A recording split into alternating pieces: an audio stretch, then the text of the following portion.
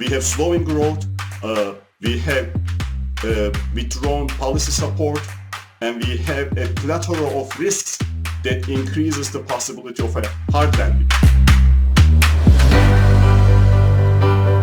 On this edition of Expert Answers, we're asking if developing economies are headed for a hard landing.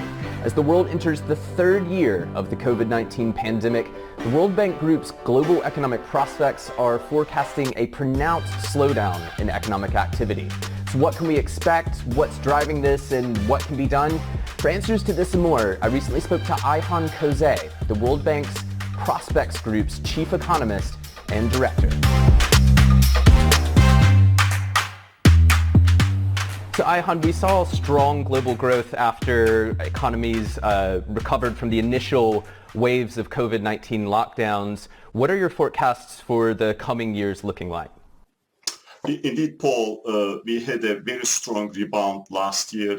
That rebound was driven by pent-up demand and significant policy support. Going forward, we are projecting a pronounced slowdown. And the numbers are very clear. Global economy delivered 5.5% growth last year. It's a remarkable number. But going forward, this year, we will see growth around 4%, and the next year, that number is going to go down to 3%. Why? Because basically, pent-up demand will not be there. Demand is going to be smaller. In addition, policymakers around the world are withdrawing these support measures. Between those two, we will have a slowdown. There are risks down the road, and those risks are significant. COVID is still with us. We are experiencing, of course, the Omicron wave. Debt levels are quite high. We have inflationary pressures. We have climate-related challenges. When you put all of these with very limited policy space in emerging market developed economies, these risks increase the possibility of a hard landing. In a nutshell, we have slowing growth, we have withdrawn policy support, and we have a plethora of risks that increases the possibility of a hard landing. Policymakers need to be proactive to get ahead of these risks and mitigate that possibility. Talk to me about some of the trends when it comes to advanced economies versus emerging market and developing economies. On the surface, advanced economies are slowing, emerging market developing economies are slowing as well. But it is as if these two groups of countries are following different flight paths. Advanced economies are still flying high. By the end of 2023, they are going to go back to their pre-pandemic trend output levels. When you look at emerging market developing economies, they are flying low. At the end of 2023, their output levels are going to be still 4% below what they would have if they didn't have the pandemic in trend terms. So in the case of emerging market developing economies, flying high is there, but at the same time, they don't have much gas left in their tanks. Between the two, you have slowing growth and you don't have the policy space to react. If there is a risk materializing, there is this possibility of hard landing. And in light of these different flight paths that you're talking about here, to use your metaphor, do you think that we'll see global inequality start to widen? And what does that mean for future generations in countries around the world? The truth is that this pandemic is a pandemic of inequality. It's not just incomes are being affected. You see availability of vaccines. You look at the access to education and healthcare. And of course, the scale of job losses, especially in the context of women, especially in the context of those workers in informal sectors, especially in the context of poor.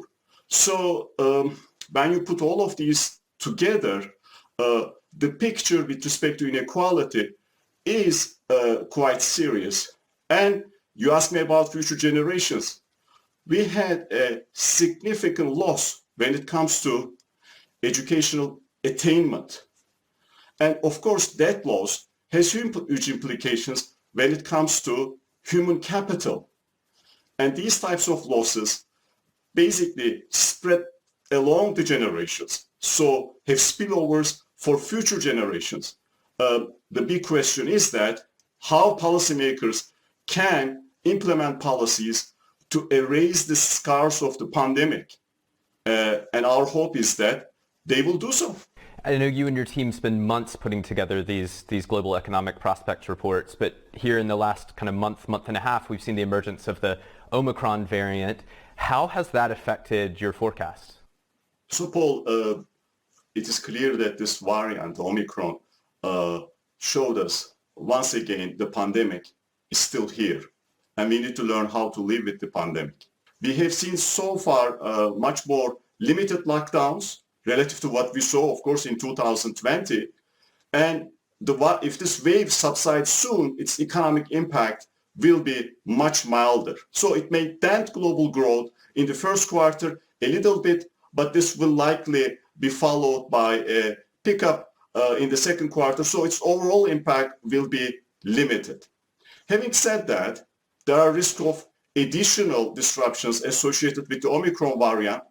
Depending on how long we have to deal with Omicron, we might see global growth declining anywhere between 0.2 percentage points to 0.7 percentage points than what we have in our baseline. We also need to worry about its inflationary impact if we see a protracted wave and how that protracted wave impacts supply disruptions. You mentioned inflation there. Some developing countries are starting to raise their interest rates to try to combat some of that inflation. How is that going to impact recoveries? So inflation is a problem almost everywhere. When you look at the global economy, when you look at advanced economies, last year we saw the highest rate of inflation since 2008. For emerging market developing economies, we saw the highest rate of inflation since 2011. Of course, emerging market and developing economy central banks are trying to contain these inflationary pressures. 1/3 of these central banks already raised interest rates. On the one hand, growth is slowing. On the other hand, inflationary pressures are there. Debt and deficits are quite sizable, and monetary authorities need to get ahead of inflation, so they have to increase interest rates. Fiscal authorities need to basically think about how they are going to, reduce the debt and deficit at the same time. This will require a concerted effort to withdraw the policy in a calibrated fashion, thinking through how they can basically expand the revenue base, how they can have more efficient spending for public investment projects, and of course, ultimately implementing the type of reforms necessary to improve overall productivity of the economy. Your report also highlights the record levels of debt that many countries, developing countries especially, are holding. How will that affect their ability to respond to any slowdowns or to the slowdown that you're forecasting? Yes, because of the pandemic, of course, there was a significant fiscal expansion. With that, we saw the single highest increase in debt in 2020. That is high at record levels when you look at the public debt, when you look at the private debt.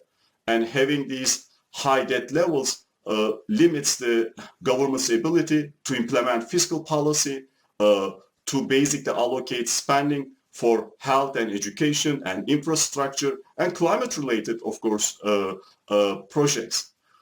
Now, that problem is even a bigger issue for low-income developing countries. Some of these countries are experiencing debt distress, and they need the help from the global community. In the latest report, we look at historical debt relief initiatives undertaken by the global community. And the lessons from those historical initiatives are very clear. We need to have aggressive debt reduction, and we need to do that rapidly. We also need to make sure private sector creditors are on the table.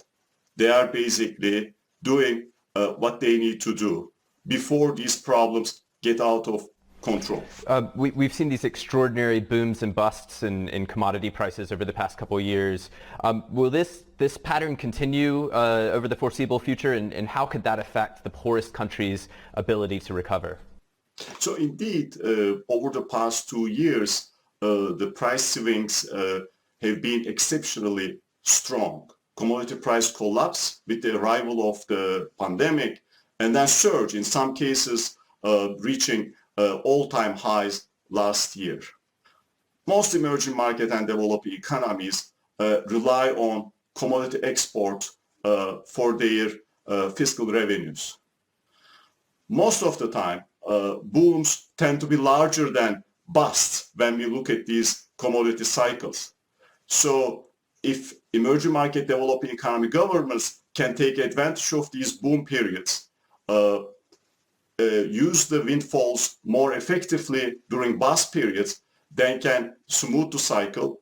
And of course, they also need to find ways to diversify their economies, implement discipline policies, and ultimately get the best out of their natural resources.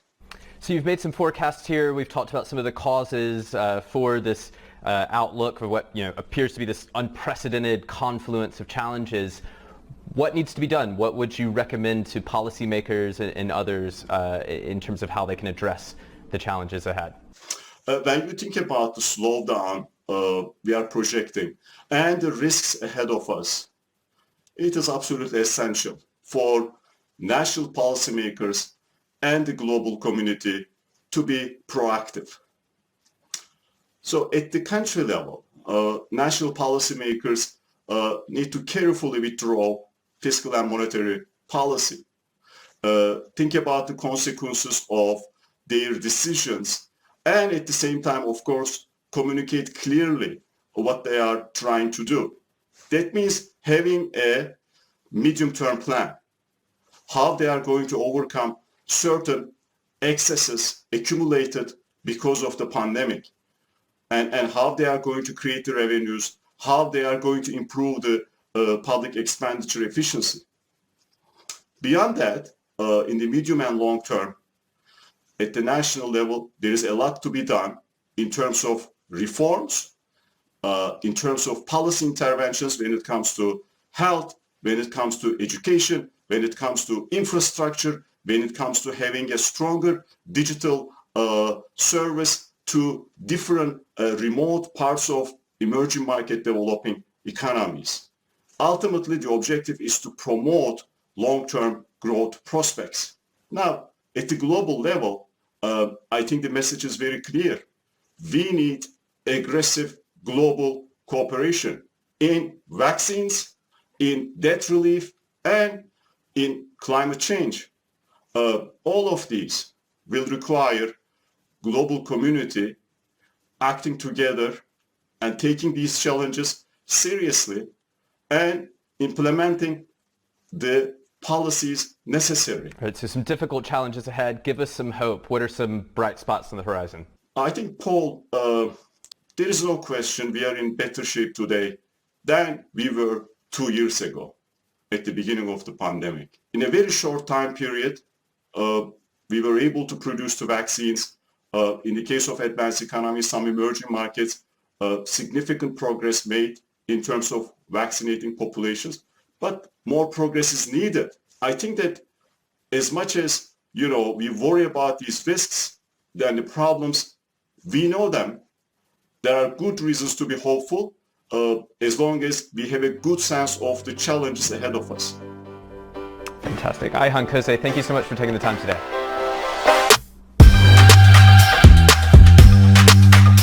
A big thanks to Ayhan Kose for his time. If you want to learn more, read the report. You can find it at worldbank.org/GEP. And while you're at it, send us your feedback, expertanswers@worldbank.org. Until next time, goodbye.